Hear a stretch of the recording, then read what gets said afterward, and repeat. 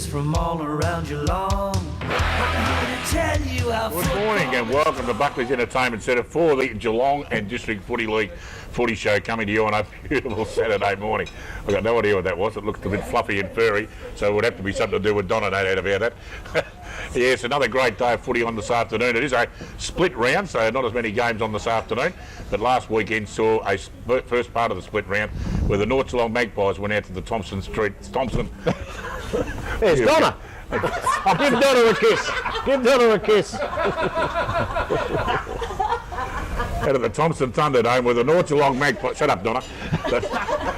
Too good for the Tommy Tigers. I don't know, it's going to be a bad morning. Where Blake Podnar kicking 4 goals 6. A little bit inaccurate for Blake, but still in all, a great win by the Magpies.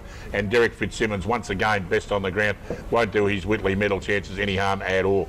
The Cry Devils, yes, too good for Inverleigh Hawks out at the Devils Playground, with Jason O'Toole kicking 5 goals for the Cry Devils. And out at the Ring Road Recreation Reserve, it was the 94.7 match of the day. It was the Belpost Hill Panthers, and they took on the Anarchy Roos, who are vastly improving, and took it right up to the Belpost Hill Panthers, but not quite good enough, with Craig Baseley kicking 5 goals for the Belpost Hill Panthers. Hello, I'm Dick Philpott, and I'm not too sure anymore, but once again I have assembled some of the biggest names and brains in country football to eradicate, adjudicate, communicate, and definitely not procrastinate. And he's back.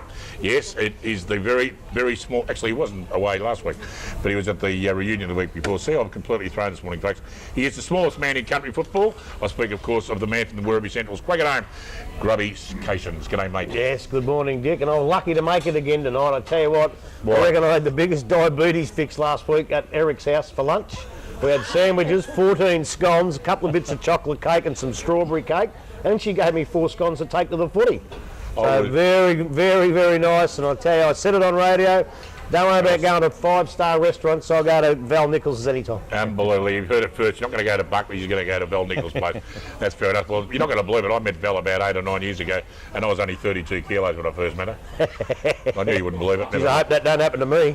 Speaking of Val, this is her husband Eric. He is the #1 commentator in country football. Eric Nicholls, good morning. Good morning, Dick. Nice to be here, and good to see the Grubbies well fed and nourished. Oh, well, you want them to do that. And I must say, your wife does make some of the best sausage rolls and pastries that are known to mankind when you bring them in to the office from time to time. #2, by the way. Who? Someone actually said he was #2 commentator from local football on the radio on the weekend. Who's #1? Oh, I said Jason Doherty was. Who? All right, last week after the big game out at the Ring Road Recreation Reserve, the Belpost Hill Panthers and Anarchy, Eric caught up with the coach of the Belpost Hill Footy Club, Brent Gergich.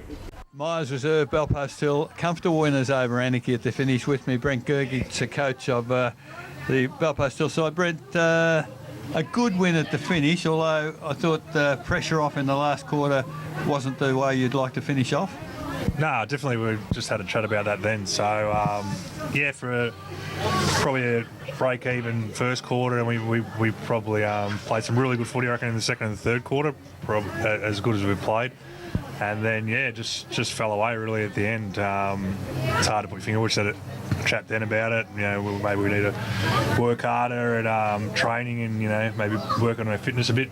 I'm not sure, just sometimes that those sort of things happen, but you sort of don't want to just say, oh, those things happen and, you know, forget about it. We always want to improve, so maybe it's an area we can improve on. Whilst you've been a top side for a long time and you know the good and the bad, would it be fair to suggest it could be sort of a mid-season slump in this year? You've started so very, very well, played some great footy, and as you said, second and third quarter today, absolutely brilliant, probably as good as we've seen you play. Could it be a mid-season, just sort of a drop-off? Yeah, I'm not sure.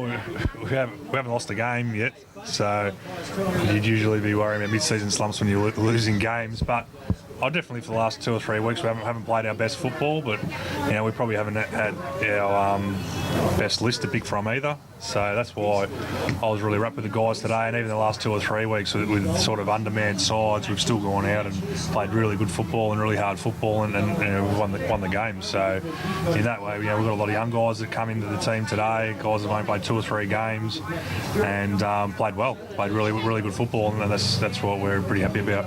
It's fairly obvious when you see be fellas like Addy a couple of weeks ago playing interleague and several others, and then a couple of your top players came off with injury through the day. You're certainly well and truly undermanned, and I suppose to continue winning in those circumstances as a coach, it's got to give you some sort of feeling of good. Yeah, exactly. That's another thing we just spoke about then. Like sometimes when you don't finish off the game well and you win, you sort of got that sour taste in your mouth, like you haven't done as well as you could have. But we look at the positives, and like I just mentioned, we had a lot of young players that come into the team today and played really good football for good parts of the game and helped us win a game that we thought was going to be really tough to win today against Anarchy, who have been really good, have pushed them the top size right to the end, and we were really up and about. So we were pretty worried about today, and we put a lot of effort into it, and we like I said, I'm pretty happy that some young guys came into the side and stood up and showed they want to play for Belfast Hill as well.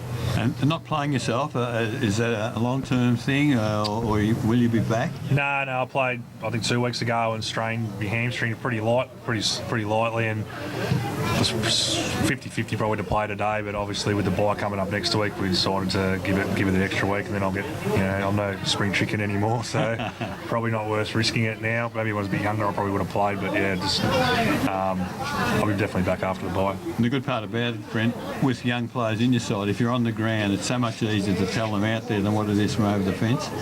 Yeah, definitely. That's what I don't realise sometimes, and the guys sometimes say that when I'm out there, even if I'm not getting a lot of the football, my direction, and that helps a lot. But I think we've got a lot of other experienced guys that are pretty good at doing that as well. But some of them at the moment are out, which hurts us, and even Brad Martin come off today injured as well towards the end. So, that doesn't help either when you've got a lot of direction that's not out there. So, but we'll get some players back over the next month or so, and hopefully we can keep them in the side, towards the end of the year. It's only onwards now towards the finals. Well done, another fine win, and keep the good run going. We'll certainly see a bit more of you from now to the finals and in the finals. So well done today, and it'll be good to see you back in the field. No worries, thanks guys. You're not going to believe it, folks, but Grubby was in that interview shot there, but you just couldn't quite see him because Brett was very tall, Eric was just a normal size, and well, less to be said about Grubby the better. I was on tippy toes. What about a biscuit tin as well? Needed it. Unbelievable. Okay, well, we're going to take a short break, pay some bills, and when we come back, we've got a very special guest on the show to do with the Buckley's Entertainment Centre right here. We do the show. We're going to talk to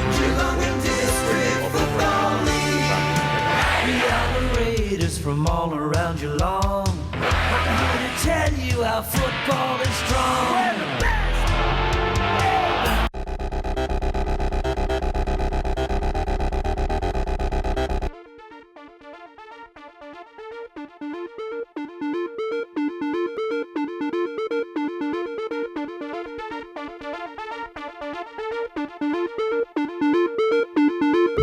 We're